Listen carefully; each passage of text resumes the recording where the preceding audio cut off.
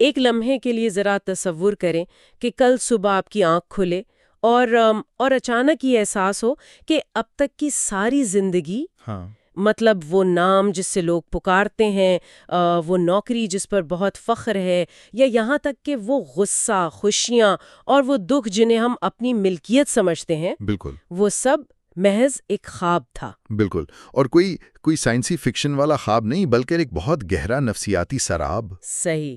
یہ ایک ایسا خیال ہے جو ذہن کی بنیادیں ہلا کر رکھ دیتا ہے۔ آج کے اس تفصیلی جائزے میں، یعنی ہمارے اس گہرے مطالعے کا آغاز ہی ایک ایسے چونکا دینے والے جملے سے ہوتا ہے جس نے مجھے واقعی رکنے پر مجبور کر دیا۔ جملہ کچھ یوں ہے کہ تمہارا سب سے بڑا وہم یہ ہے کہ تم جاگ رہے ہو۔ یہ واقعی بہت بہت گہری بات ہے نا؟ ہاں۔ مطلب ہم اپنے روزمرہ کے کام نپٹاتے ہیں، دفتر جاتے ہیں، ہنستے بولتے ہیں، اور ہمارا پختہ یقین ہوتا ہے کہ ہم پوری طرح بیدار ہیں۔ لیکن آج ہم جس مواد کا کھوج لگا رہے ہیں، جس کا عنوان ہے خود آگاہی کا آئینہ، جی وہ اس تصور کو سرے سے ہی مسترد کرتا ہے۔ بالکل مسترد کرتا ہے، اور یہ ایک ایسا دعویٰ ہے جسے ہضم کرنا واقعی آسان نہیں ہے۔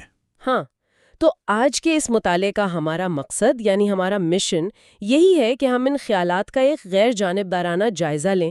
ہم یہ سمجھنے کی کوشش کریں گے کہ یہ تحریر کیوں دعویٰ کرتی ہے کہ ہم دراصل کھلی آنکھوں کے ساتھ ایک گہری نیند میں چلنے والے مسافر ہیں۔ جی، اور اس کو سمجھنے کے لیے ہمیں اپنی روزمرہ کی جو روایتی سوچ ہے اس کے دائرے سے باہر قدم رکھنا ہوگا۔ بالکل، اور اس سے پہلے کہ ہم مزید گہرائی میں جائیں، میں بس یہ واضح کر دوں کہ ہمارا مقصد یہاں کسی مخصوص نظریے کی ترویج کرنا ہرگز نہیں ہے۔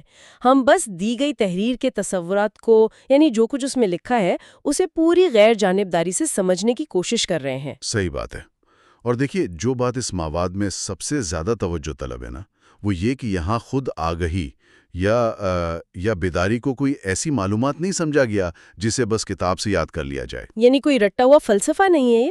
بالکل نہیں۔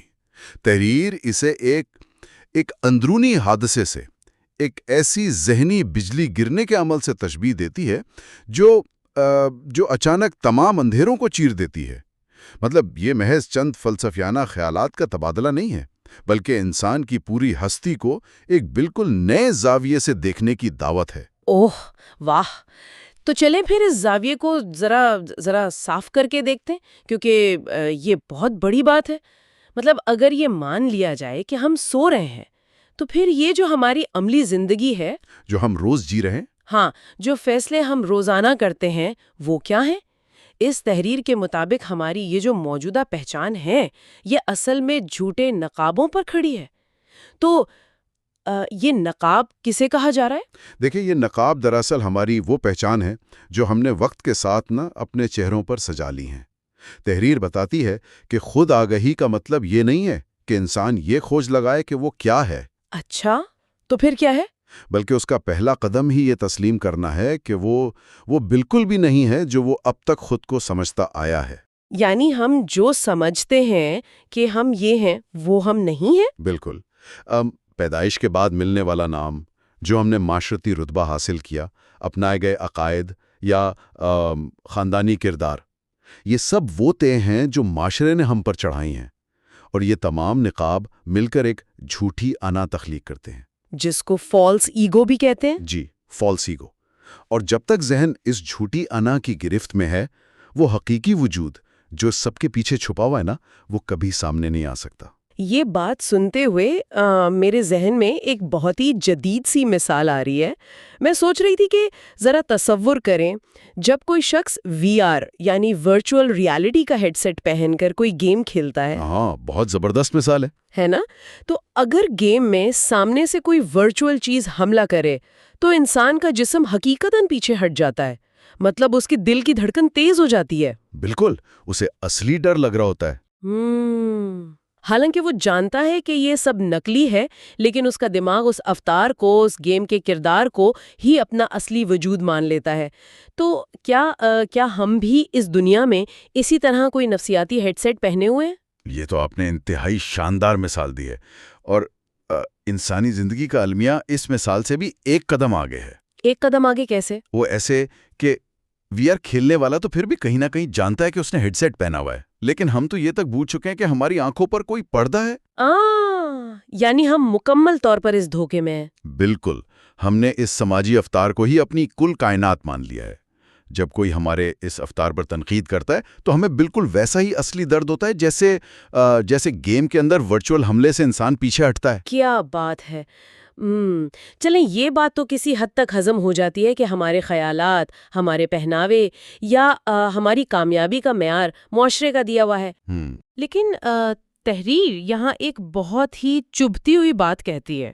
وہ کہتی ہے کہ معاشرے نے ہمارے ذہن میں ایک کیسٹ ڈال دی ہے۔ جی، ایک ریکارڈڈ کیسٹ؟ ہاں، تو مطلب کیا ہماری ہنسی، ہمارے بہت ہی گہرے ذاتی دکھ اور ہمارے خوشیاں بھی واقعی کسی اور کی دی ہوئی کیسٹ کا حصہ ہو سکتے ہیں؟ کیا انسان اس حد تک ایک مشینی کھلونا بن چکا ہے کہ اس کے آنسو بھی مستعار لیے گئے ہیں، ادھار کے ہیں؟ بظاہر تو یہ ماننا کہ ہمارے ذاتی جذبات بھی ادھار کے ہیں بہت عجیب اور کافی مشکل لگتا ہے، لیکن اگر ہم انسانی نفسیات اور سماجی تربیت پر غور کریں نا تو اس کی حقیقت کھلنے لگتی ہے۔ کیسے؟ تھوڑا سمجھائیں۔ دیکھیں، ایک بچہ جب گرتا ہے تو وہ فوراً نہیں روتا۔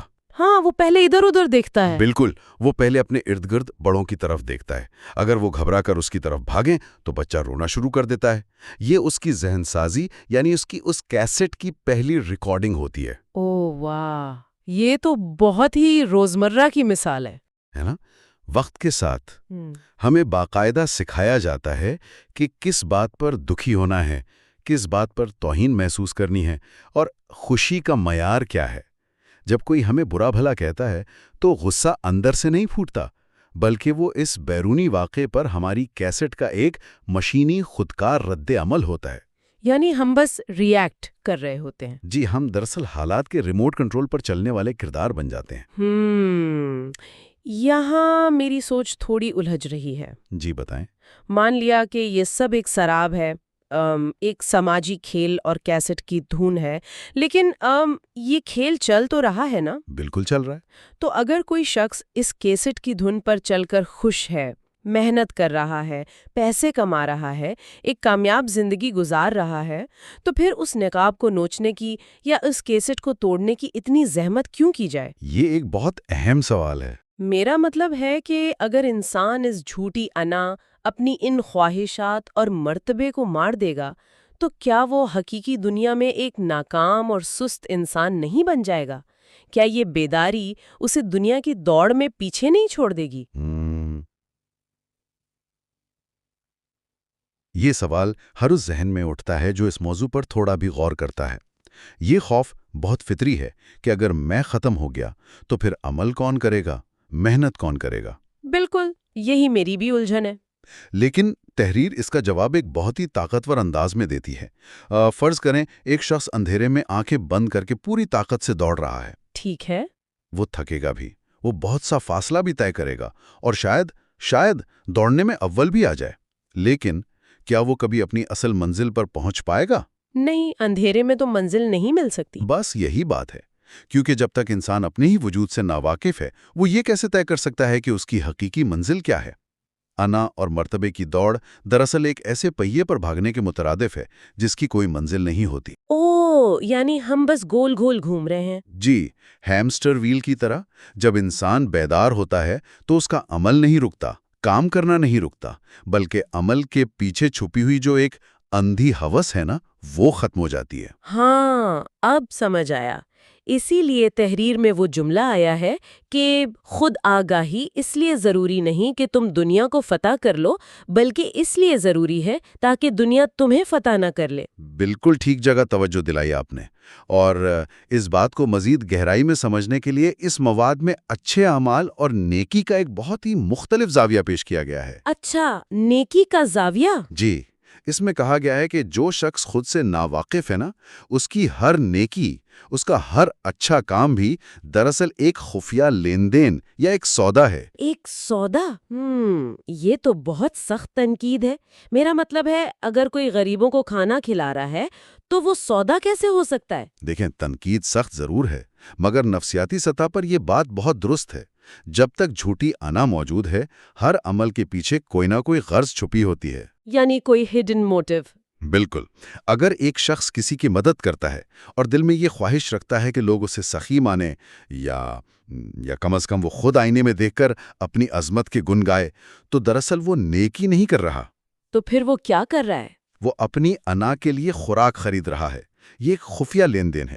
اس کے برعکس جب خود آگاہی آ جاتی ہے تو انسان کی خاموشی بھی عبادت بن جاتی ہے، کیونکہ اس میں غرض کی کوئی ملاوٹ نہیں ہوتی۔ واہ!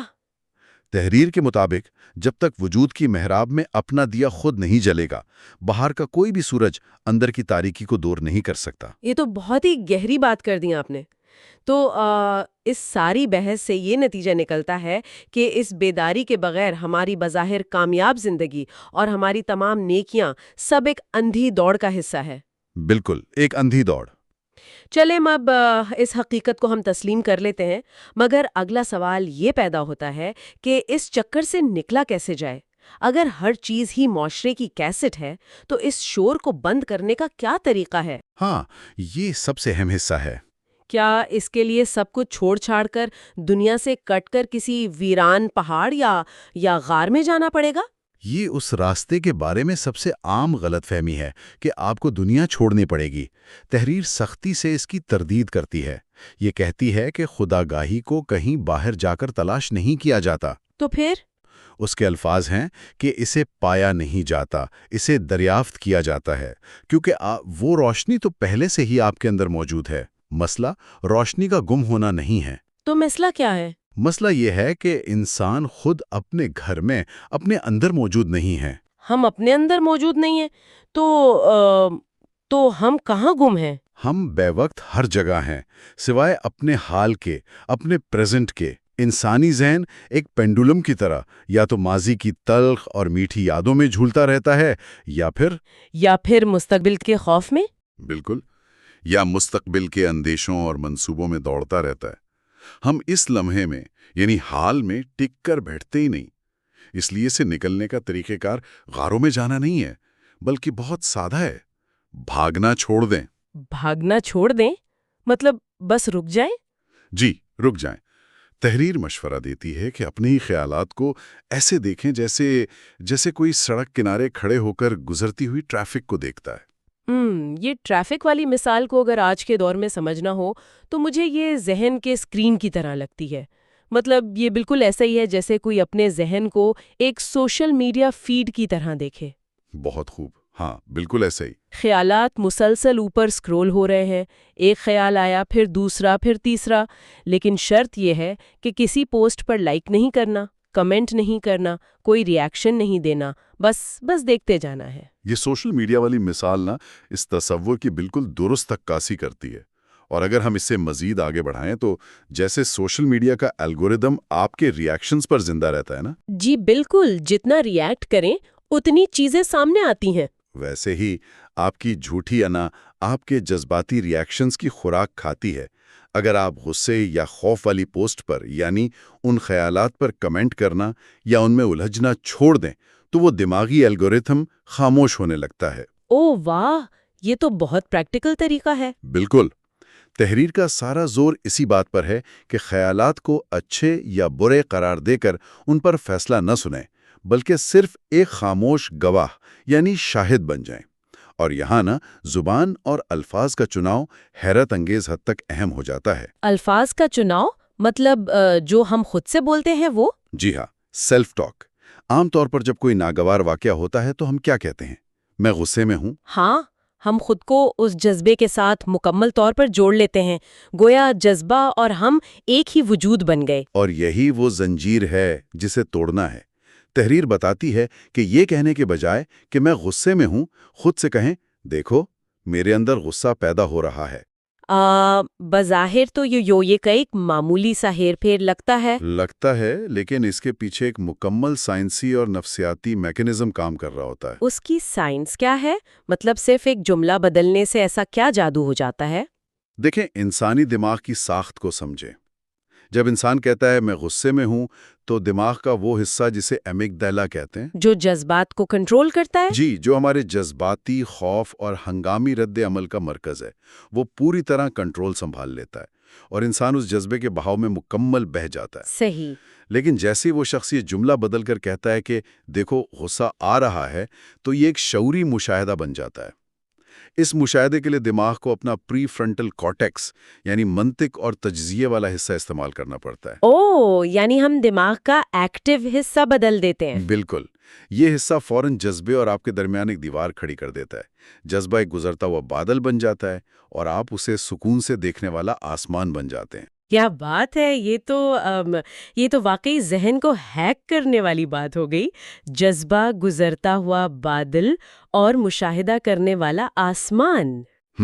تو اس کا مطلب ہے کہ اس خاموش گواہ بننے کی مشق سے ہمارے خیالات اور ہماری اصل ذات کے درمیان ایک فاصلہ، ایک خالی جگہ پیدا ہونے لگتی ہے۔ جی، ایک خلا پیدا ہوتا ہے۔ اور اس خلا میں وہ شور تھم جاتا ہے جو برسوں سے معاشرے کی کیسٹ بجا رہی تھی۔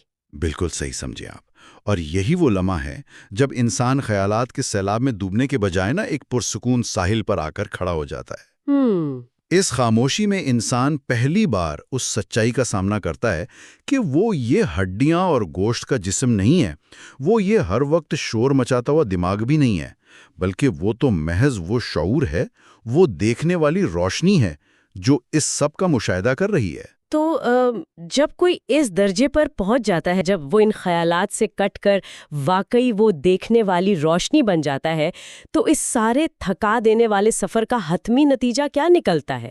انسان کے ہاتھ کیا آتا ہے؟ حیرت کی بات یہ ہے کہ اس کا نتیجہ کچھ حاصل کرنا نہیں، بلکہ اپنا سب کچھ کھو دینا ہے۔ کھو دینا؟ جی، تحریر کے مطابق دنیاوی طور پر کوئی انعام یا کرشماتی طاقت نہیں ملتی، بلکہ ذات کا وہ سارا کچرا، وہ ساری جھوٹی انا جسے سینے سے لگایا ہوا تھا، وہ پانی میں بہہ جاتا ہے۔ اور جب یہ نقاب اترتے ہیں تو اس کا سب سے بڑا اور انقلابی نتیجہ یہ نکلتا ہے کہ انسان کے اندر سے خوف مر جاتا ہے۔ خوف کی موت! واہ، یہ تو بہت بڑی آزادی ہے۔ تحریر بتاتی ہے کہ خاص طور پر موت کا ڈر ہمیشہ کے لیے ختم ہو جاتا ہے، کیونکہ جو جھوٹا تھا، جو نقاب تھا، وہ تو ویسے ہی مٹ گیا، اور جو سچا وجود ہے اسے موت چھو ہی نہیں سکتی۔ بالکل۔ اگر ہم انسانی رویوں کی گہرائی میں جائیں نا، تو ہماری ساری ہوس، ہمارا دوسروں سے آگے نکلنے کا جنون اور ہماری تمام بے چینیاں کہیں نہ کہیں اسی فنا ہو جانے کے پوشیدہ خوف کا نتیجہ ہوتی ہیں۔ موت کے خوف کا۔ جی، اور جب وہ خوف ہی جڑ سے کٹ گیا تو زندگی پھر کوئی امتحان، کوئی بوجھ یا کوئی جنگ کا میدان نہیں رہتی۔ تحریر اسے ایک بے ساختہ رقص کا نام دیتی ہے۔ بے ساختہ رقص؟ ہاں، جہاں شکوے ختم ہو جاتے ہیں اور حالات کو پوری طرح بنا کسی مزاحمت کے قبول کرنے کا سکون آ جاتا ہے۔ اف، یہ سب سن کر بے ساختہ رقص، قطرہ اور سمندر، میرا مطلب ہے یہ سب شاعری بہت دلفریب لگتی ہے۔ لگتی تو ہے، لیکن چلیں اسے ذرا زمین پر لاتے ہیں۔ جی، ایک عام انسان جو صبح دفتر کی سیاست کا شکار ہو رہا ہے، یا جو ٹریفک کے ازدحام میں پھنسا ہے اور ہر طرف سے ہارن بج رہے ہیں، اس کے لیے یہ سب کچھ کیسے کام کرے گا؟ ہاں، یہ بہت پریکٹیکل سوال ہے۔ مطلب اس کائنات کے بہاؤ کا حصہ بننے سے اس کی روزمرہ زندگی میں کیا عملی فرق پڑے گا؟ یہ اعتراض بالکل بجا ہے، لیکن دیکھیں، دراصل یہ تصور محض شاعری نہیں ہے، یہ انتہائی عملی چیز ہے۔ اسی ٹریفک کی مثال کو دیکھ لیں۔ جی، جب تک انسان خود کو ایک محدود قطرہ یعنی ایک جھوٹی انا سمجھتا ہے، اسے لگتا ہے کہ ہر بجنے والا ہارن نہ اس کی ذات پر حملہ ہے، ہر گاڑی جو اس سے آگے نکل رہی ہے وہ اس کی ہار ہے۔ ہاں، وہ پرسنل لے لیتا ہے ہر چیز کو۔ بالکل، اس کی انا زخمی ہوتی ہے اور وہ مسلسل غصے اور تناؤ میں رہتا ہے۔ لیکن جب وہ یہ حقیقت جان لیتا ہے کہ وہ محض ایک دیکھنے والا شعور ہے، تو اس کا رد عمل بدل جاتا ہے۔ وہ کیسے؟ وہ اس ٹریفک کو، اس شور کو ایک بیرونی واقعے کے طور پر دیکھتا ہے جس پر اس کا کوئی کنٹرول نہیں ہے، اور وہ رد عمل دینے کے بجائے صرف مشاہدہ کرتا ہے۔ باہر کتنا ہی شور کیوں نہ ہو، اس کا اندرونی سکون برقرار رہتا ہے۔ کیا بات ہے! یعنی ماحول وہی ہے، بس دیکھنے کا چشمہ بدل گیا۔ بالکل، چشمہ بدل گیا، اور اس سفر کا عروج یہی ہے کہ انسان پر یہ راز کھلتا ہے کہ جسے وہ آسمانوں پر یا کتابوں میں تلاش کر رہا تھا وہ حقیقت تو اس کی شہرک سے بھی زیادہ قریب تھی۔ جب قطرے کو اپنی حقیقت کا علم ہوتا ہے نا تو وہ جان جاتا ہے کہ وہ محدود قطرہ نہیں بلکہ بذات خود پورا سمندر ہے۔ اوہ، کیا زبردست کایا پلٹ ہے یہ! مطلب انسان کو لگتا ہے کہ اگر اس نے اپنا نام اور اپنی پہچان کی انا چھوڑ دی تو اس کے پاس کچھ نہیں بچے گا، وہ مٹ جائے گا۔ ہاں، یہ ڈر ہوتا ہے۔ لیکن حیرت انگیز پہلو یہ ہے کہ اپنا سب کچھ کھو دینے کے بعد ہی اسے پوری کائنات، وہ پورا سمندر مل جاتا ہے۔ بالکل، یہی وہ نقطہ ہے جہاں نفسیات اور روحانیت ایک ہو جاتے ہیں۔ واہ! تو آج کے سفر کو اگر سمیٹا جائے تو ہم نے شروعات کی تھی ایک ایسے فرد سے جو کھلی آنکھوں کے ساتھ نیند میں چل رہا ہے، جو معاشرے کی دی گئی کیسٹ پر ایک مشینی انداز میں رد عمل دے رہا ہے۔ جی۔ پھر ہم نے سمجھا کہ کیسے اپنے ذہن کے اسکرین کو ایک خاموش گواہ بن کر دیکھنے سے اور جذبات سے شعوری فاصلہ پیدا کرنے سے وہ اس جھوٹی انا کے شور کو مات دے سکتا ہے، اور بالآخر خوف کی موت سے گزر کر کیسے وہ خود کو اس کائناتی سمندر کا حصہ تسلیم کر لیتا ہے۔ یہ واقعی ایک ایسا فکری سفر ہے جو زندگی کی بنیادیں بدل کر رکھ دیتا ہے۔ بے شک۔ لیکن اس گہرے مطالعے کو ختم کرنے سے پہلے میں ایک سوال چھوڑ کر جانا چاہتی ہوں، ایک ایسا سوال جو اسی تحریر کے بطن سے جنم لیتا ہے مگر ہمیں سوچ کی ایک اور ہی بھول بھلیا میں لے جاتا ہے۔ اچھا، کیا سوال ہے؟ ذرا غور کیجیے گا، اگر یہ بات سچ ہے کہ ہمارا اصل وجود صرف ایک دیکھنے والی خاموش روشنی ہے اور باقی سب کچھ ہمارے خیالات، پہچان، رتبے صرف ایک جھوٹا نقاب ہیں، تو پھر یہ جو ہمیں خود آگاہی حاصل کرنے کی، بیدار ہونے کی اتنی شدید تڑپ اور بے چینی پائی جاتی ہے، کیا یہ تڑپ، یہ کوشش بھی اسی جھوٹی انا کا ہی ایک اور روپ تو نہیں؟ کیا خود آگاہی پانے کی یہ زبردست خواہش بذات خود اسی معاشرتی کیسٹ کی ایک اور دھن ہے جس سے ہم بچنا چاہ رہے ہیں؟ یہ تو ایک انتہائی گہرا اور لاجواب سوال ہے نا؟ بالکل، یہ انسان کو ایک حقیقی اور خالص تفکر پر مجبور کر دیتا ہے، کیونکہ دیکھیں نا، اگر ڈھونڈنے والا خود ہی ایک وہم ہے تو پھر یہ تلاش کس کی ہے اور کیسی ہے؟ یہ تو ایک ایسا سوال ہے جو منطق اور سوچ کے سارے دھاگے ادھیڑ کر رکھ دیتا ہے۔ یقیناً، اور اسی الجھن، اسی گہری سوچ کے مقام پر ہم آج کی اس گفتگو کو روکیں گے اس آخری سوال کے ساتھ اور اسی ابتدائی خیال کے ساتھ کہ اب شاید آئینے کے سامنے کھڑے ہو کر انسان واقعی یہ سوچنے پر مجبور ہو جائے کہ جسے وہ بیداری سمجھ رہا تھا، کیا وہ بس ایک اور خواب تو نہیں تھا؟ اس تفصیلی جائزے میں، اس فکری اور نفسیاتی سفر پر ہمارے ساتھ چلنے کا شکریہ۔ ملتے ہیں اگلی بار۔